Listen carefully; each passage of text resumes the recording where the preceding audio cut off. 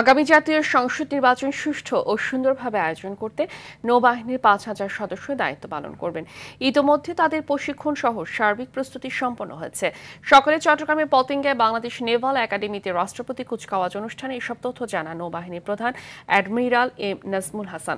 তিনি আরও বলেন, বিশ্বের সাথে তাল মিলিয়ে প্রযুক্তি নির্ভর ত্রিমাত্রিক বাহিনী হিসেবে বাংলাদেশ নৌবাহিনী তার সক্ষমতা বৃদ্ধিতে কাজ করছে।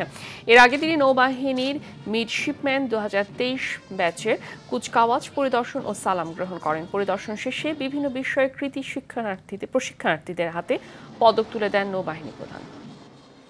আগামী ২০২৬ সালের ফেব্রুয়ারি মাসে জাতীয় নির্বাচনের ঘোষণা প্রদান করেছে।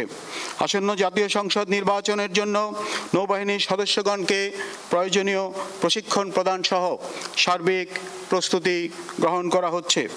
আমরা প্রয়োজনীয় সংখ্যক জাহাজ এবং ক্রাফট সহ আনুমানিক ৫,০০০ নৌ সদস্যকে এই নির্বাচনকালে মোতায়েনের পরিকল্পনা গ্রহণ করেছি।